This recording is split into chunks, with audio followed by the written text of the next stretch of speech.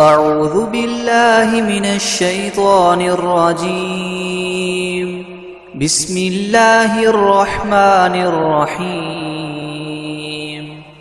ياسين والقرآن الحكيم إنك لمن المرسلين على صراط مستقيم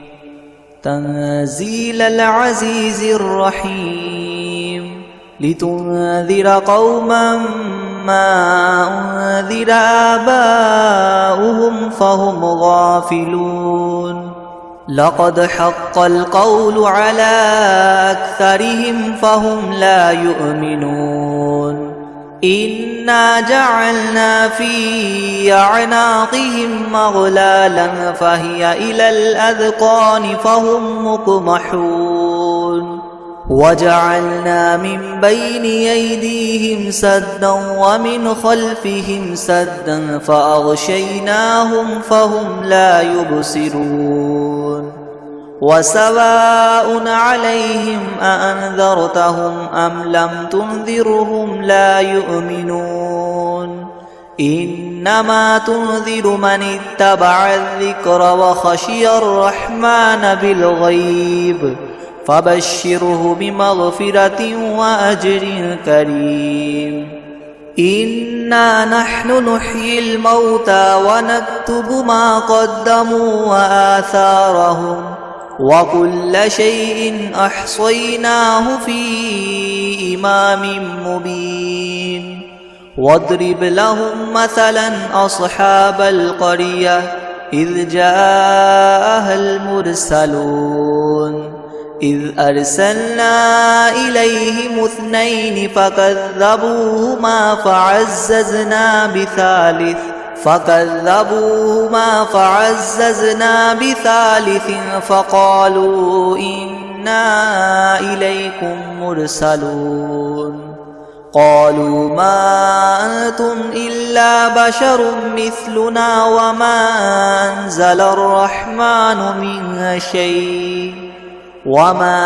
أنزل الرحمن من شيء إن أنتم إلا تكذبون قالوا ربنا يعلم إنا إليكم لمرسلون وما علينا إلا البلاغ المبين قالوا إنا تطيرنا بكم لئن لم تنتهوا لنرجمنكم وليمسنكم منا عذاب أليم قالوا طائركم معكم أئن ذكرتم بل أنتم قوم مسرفون وجاء من أقصى المدينة رجل يسعى قال يا قوم اتبعوا المرسلين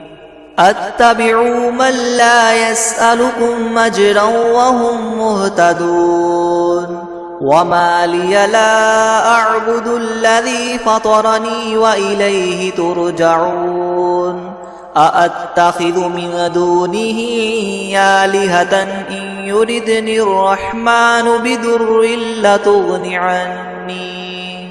بدر لتغن عني شفاعتهم شيئا ولا ينقذون إني إذا لفي ضلال مبين إني آمنت بربكم فاسمعون قيل ادخل الجنة قال يا ليت قومي يعلمون بما غفر لي ربي وجعلني من المكرمين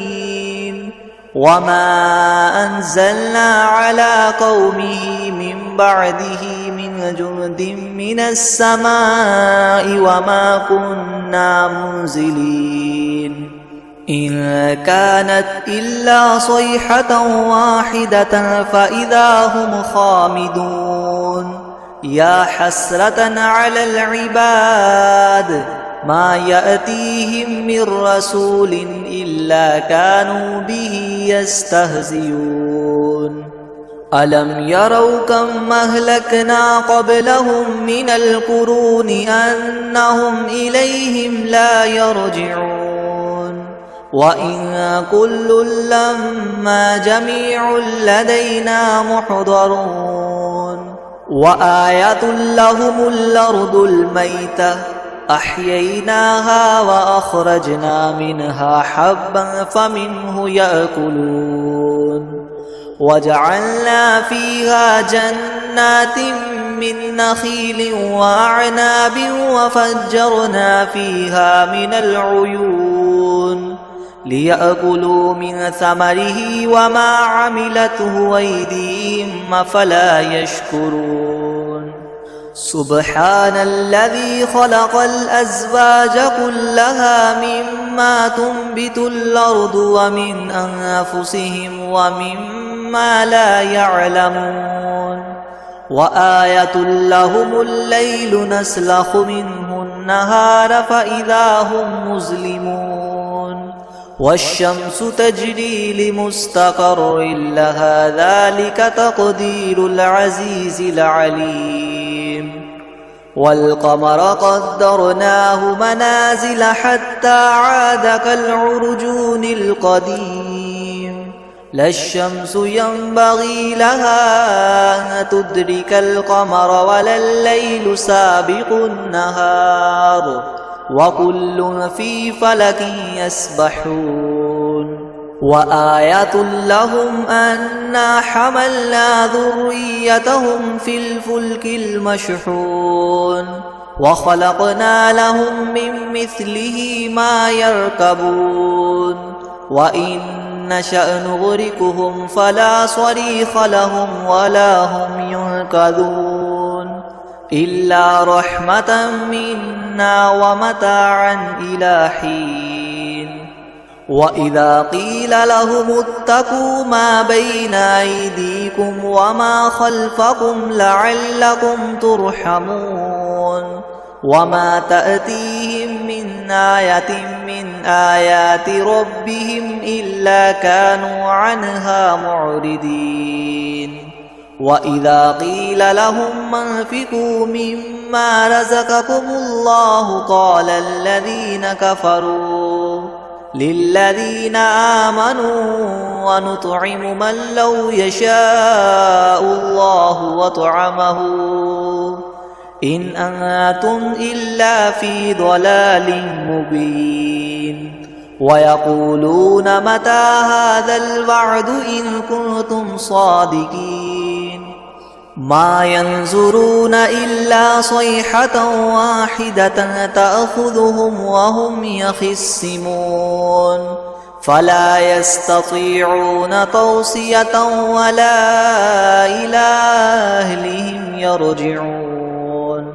ونفخ في الصور فإذا هم من الأجداث إلى ربهم ينسلون قالوا يا ويلنا من بعثنا من مرقدنا هذا ما وعد الرحمن وصدق المرسلون إن كانت إلا صيحة واحدة فإذا هم جميع لدينا محضرون فاليوم لا تظلم نفس شيئا ولا تجزون إلا ما كنتم تعملون إن أصحاب الجنة اليوم في شغل فاكهون هم وأزواجهم في ظلال على الأرائك متكئون لهم فيها فاكهة ولهم ما يدعون سلام قولا من رب رحيم وامتازوا اليوم أيها المجرمون ألم أعهد إليكم يا بني آدم ألا تعبدوا الشيطان إنه لكم عدو مبين وأن اعبدوني هذا صراط مستقيم ولقد أضل منكم جبلا كثيرا أفلم تكونوا تعقلون هذه جهنم التي كنتم توعدون اصلوها اليوم بما كنتم تكفرون اليوم نختم على أفواههم وتكلمنا أيديهم وتشهد أرجلهم بما كانوا يكسبون ولو نشاء لطمسنا على أعينهم فاستبقوا الصراط فأنى يبصرون ولو نشاء لمسخناهم على مكانتهم فما استطاعوا مضيا ولا يرجعون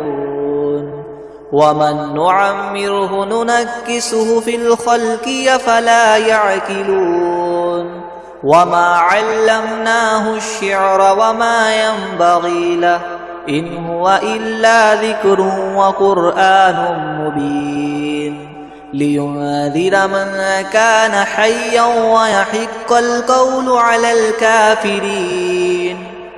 أولم يروا أنا خلقنا لهم مما عملت أيدينا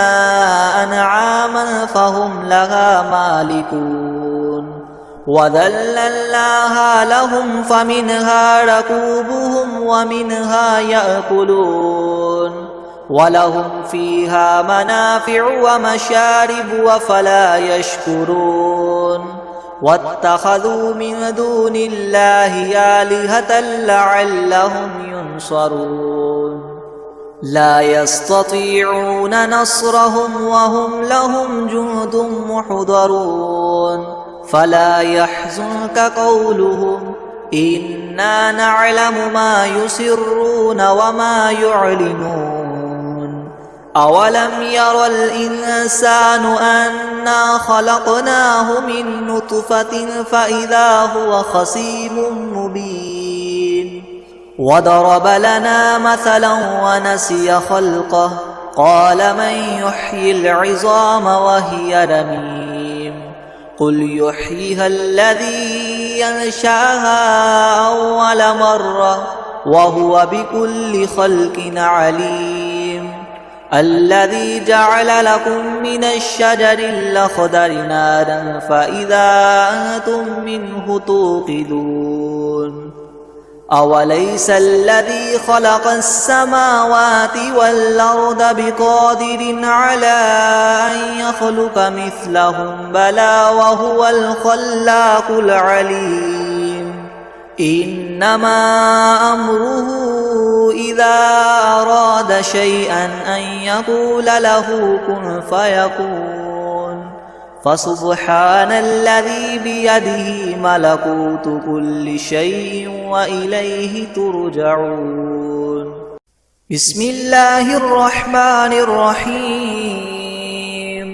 الرحمن علم القرآن خلق الإنسان علمه البيان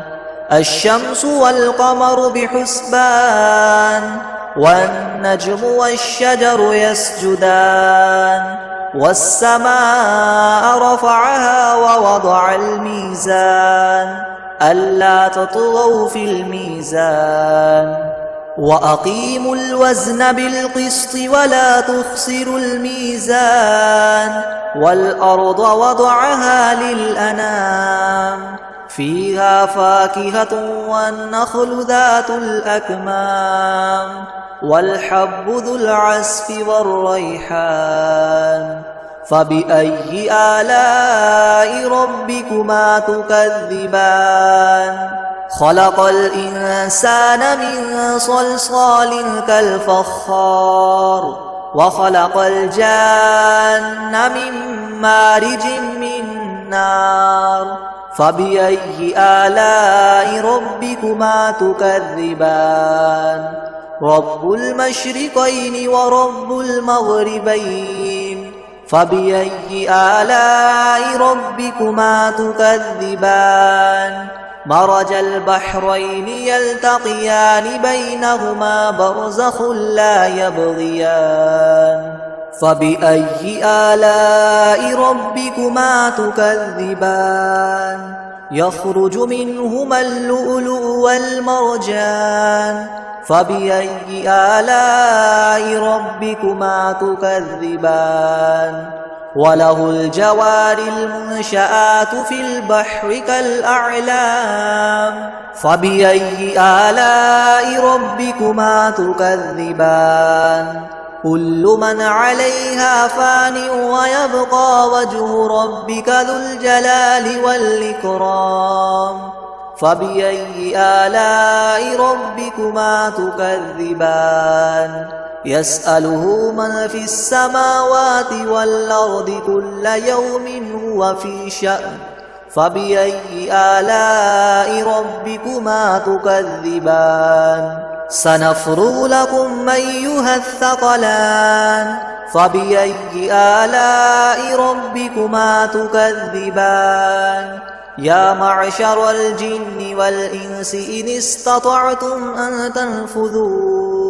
أن تنفذوا من أقطار السماوات والأرض فانفذوا لا تنفذون إلا بسلطان فبأي آلاء ربكما تكذبان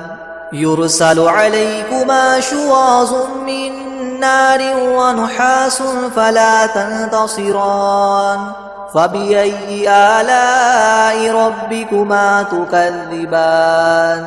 فإذا انشقت السماء فكانت وردة كالدهان فبأي آلاء ربكما تكذبان فيومئذ لا يسأل عن ذنبه إنس ولا جان فبأي آلاء ربكما تكذبان يعرف المجرمون بسيماهم فيؤخذ بالنواصي والأقدام فبأي آلاء ربكما تكذبان هذه جهنم التي يكذب بها المجرمون يطوفون بينها وبين حميم آن فبأي آلاء ربكما تكذبان ولمن خاف مقام ربه جنتان فبأي آلاء ربكما تكذبان ذواتا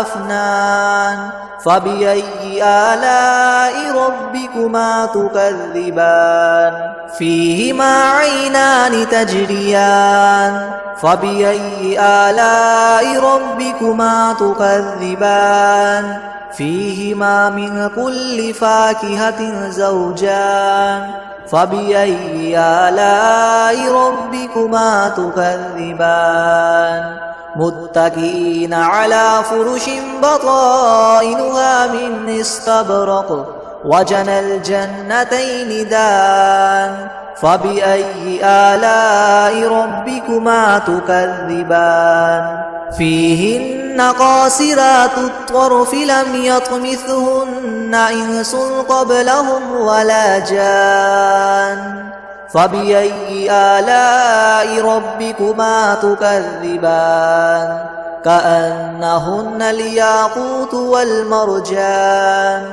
فبأي آلاء ربكما تكذبان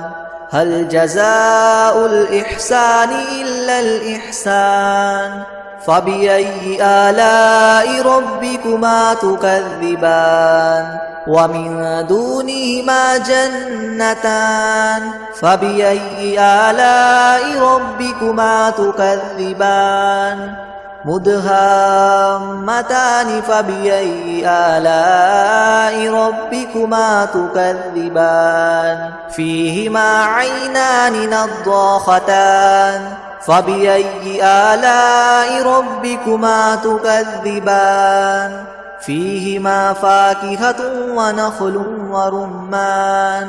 فبأي آلاء ربكما تكذبان فيهن خيرات حسان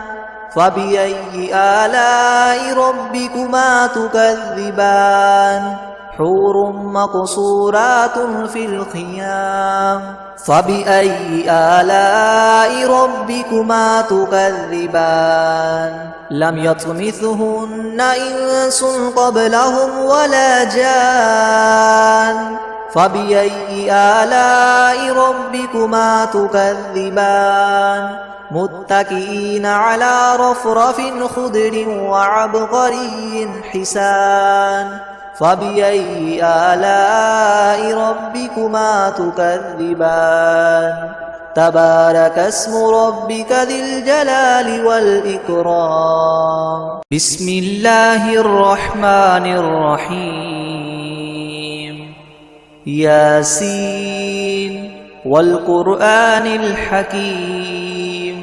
إنك لمن المرسلين على صراط مستقيم تنزيل العزيز الرحيم لتنذر قوما ما أنذر آباؤهم فهم غافلون لقد حق القول على أكثرهم فهم لا يؤمنون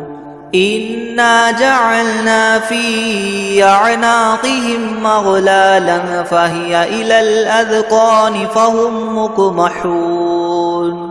وجعلنا من بين أيديهم سدا ومن خلفهم سدا فأغشيناهم فهم لا يبصرون وسواء عليهم أأنذرتهم أم لم تنذرهم لا يؤمنون إنما تنذر من اتبع الذكر وخشي الرحمن بالغيب فبشره بمغفرة وأجر كريم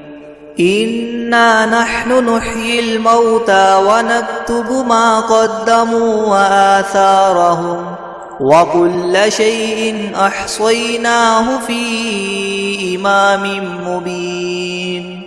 واضرب لهم مثلا أصحاب القرية إذ جاءها المرسلون إذ أرسلنا إليهم اثنين فكذبوهما فعززنا بثالث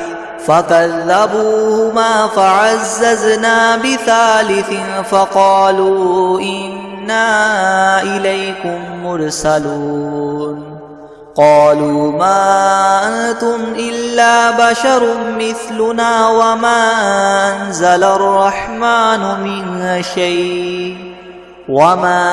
أنزل الرحمن من شيء إن أنتم إلا تكذبون قالوا ربنا يعلم إنا إليكم لمرسلون وما علينا إلا البلاغ المبين قالوا إنا تطيرنا بكم لئن لم تنتهوا لنرجمنكم وليمسنكم منا عذاب أليم قالوا طائركم معكم أئن ذكرتم بل أنتم قوم مسرفون وجاء من أقصى المدينة رجل يسعى قال يا قوم اتبعوا المرسلين أتبعوا من لا يسألكم أجرا وهم مهتدون وما لي لا أعبد الذي فطرني وإليه ترجعون أأتخذ من دونه آلهة إن يردني الرحمن بدر لتغن عني شفاعتهم شيئا ولا ينقذون إني إذا لفي ضلال مبين إني آمنت بربكم فاسمعون قيل ادخل الجنة قال يا ليت قومي يعلمون بما غفر لي ربي وجعلني من المكرمين وما أنزلنا على قومه من بعده من جند من السماء وما كنا منزلين إن كانت إلا صيحة واحدة فإذا هم خامدون يا حسرة على العباد ما يأتيهم من رسول إلا كانوا به يستهزئون ألم يروا كم أهلكنا قبلهم من القرون أنهم إليهم لا يرجعون وإن كل لما جميع لدينا محضرون وآية لهم الأرض الميتة أحييناها وأخرجنا منها حبا فمنه يأكلون وجعلنا فيها جنات من نخيل وأعناب وفجرنا فيها من العيون ليأكلوا من ثمره وما عملته أيديهم أفلا يشكرون سبحان الذي خلق الأزواج كلها مما تنبت الأرض ومن أنفسهم ومما لا يعلمون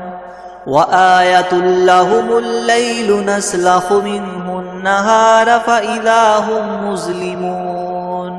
والشمس تجري لمستقر لها ذلك تقدير العزيز العليم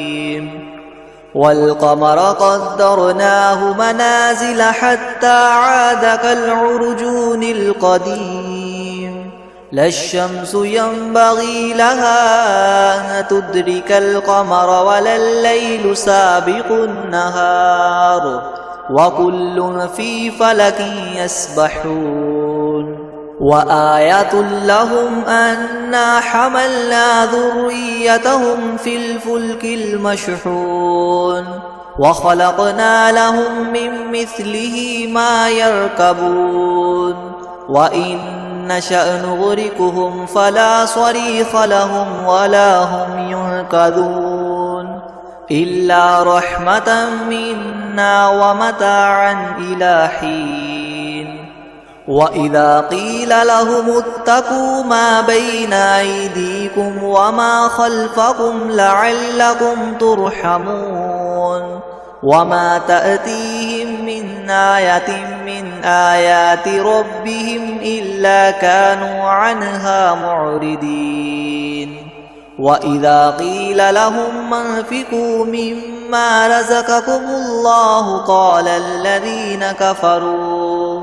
للذين آمنوا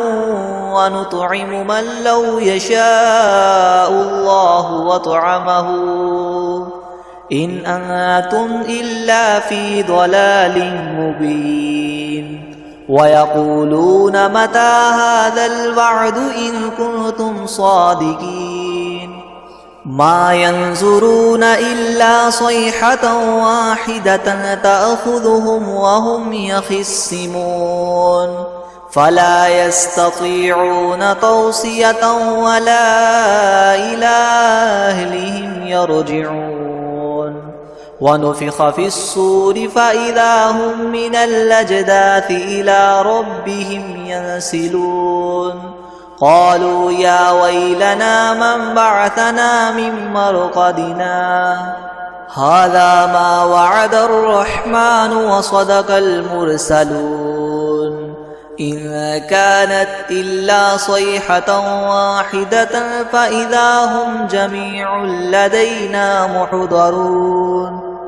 فاليوم لا تظلم نفس شيئا ولا تجزون إلا ما كنتم تعملون إن أصحاب الجنة اليوم في شغل فاكهون هم وأزواجهم في ظلال على الأرائك متكئون لهم فيها فاكهة ولهم ما يدعون سلام قولا من رب رحيم وامتازوا اليوم أيها المجرمون ألم أعهد إليكم يا بني آدم ألا تعبدوا الشيطان إنه لكم عدو مبين وأن اعبدوني هذا صراط مستقيم ولقد أضل منكم جبلا كثيرا أفلم تكونوا تعقلون هذه جهنم التي كنتم توعدون اصلوها اليوم بما كنتم تكفرون اليوم نختم على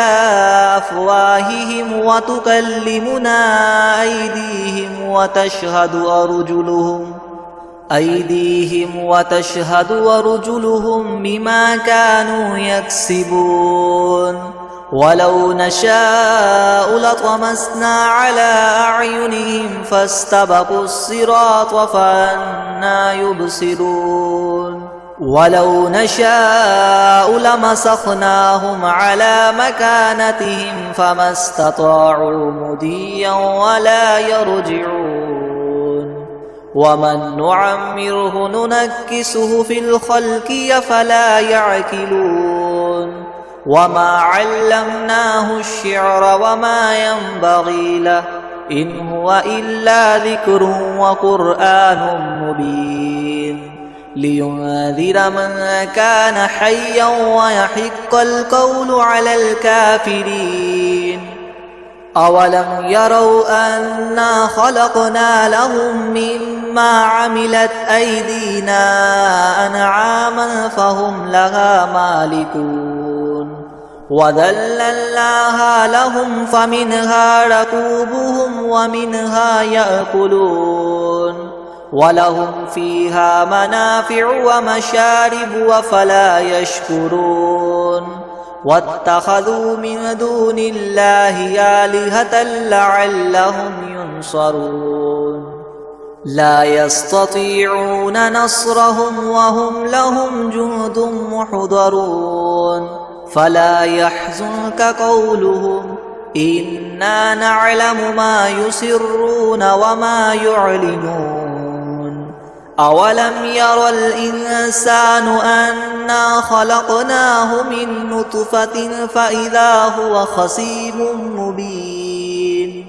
وضرب لنا مثلا ونسي خلقه قال من يحيي العظام وهي رميم قل يحييها الذي ينشأها أول مرة وهو بكل خلق عليم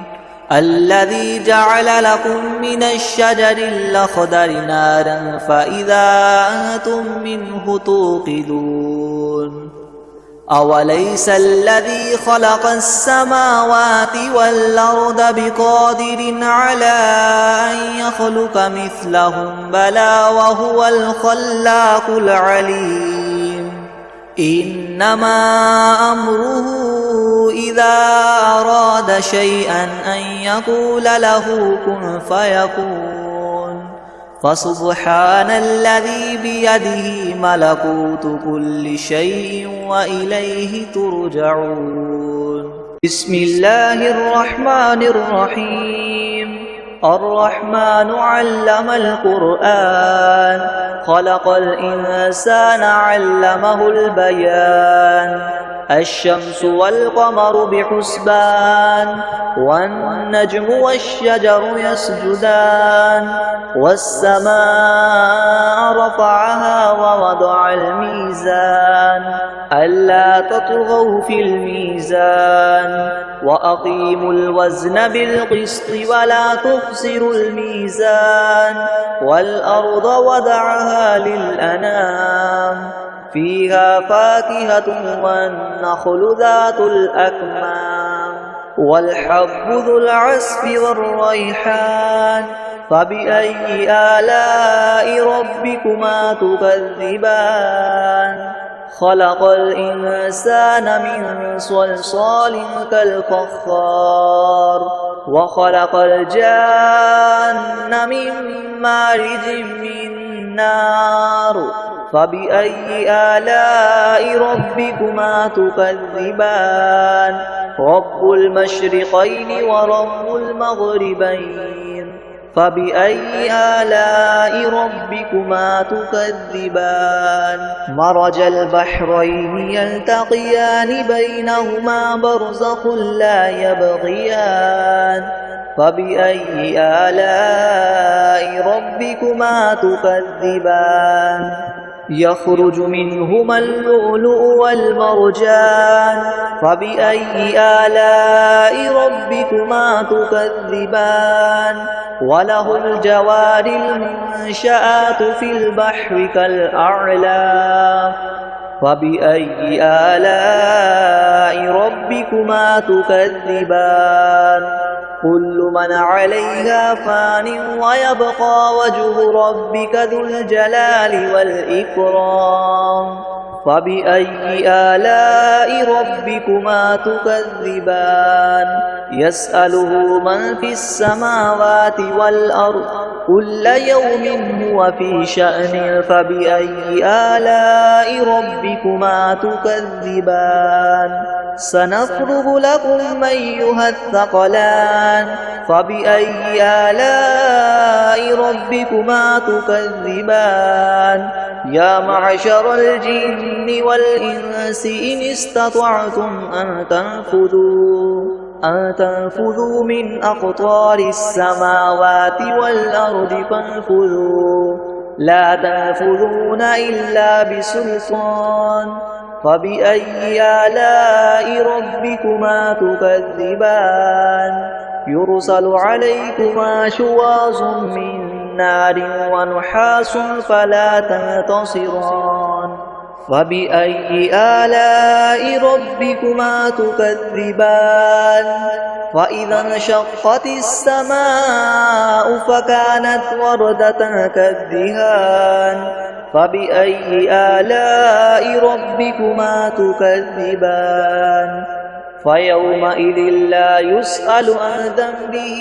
إنس ولا جان فبأي آلاء ربكما تكذبان يعرف المجرمون بسيماهم فيؤخذ بالنواصي والأقدام فبأي آلاء ربكما تكذبان هذه جهنم التي يكذب بها المجرمون يطوفون بينها وبين حميم آن فبأي آلاء ربكما تكذبان ولمن خاف مقام ربه جنتان فبأي آلاء ربكما تكذبان ذواتا أفنان فبأي آلاء ربكما تكذبان فيهما عينان تجريان فبأي آلاء ربكما تكذبان فيهما من كل فاكهة زوجان فبأي آلاء ربكما تكذبان متكئين على فرش بطائنها من استبرق وجنى الجنتين دان فبأي آلاء ربكما تكذبان فيهن قاصرات الطرف لم يطمثهن إنس قبلهم ولا جان فبأي آلاء ربكما تكذبان كأنهن الياقوت والمرجان فبأي آلاء ربكما تكذبان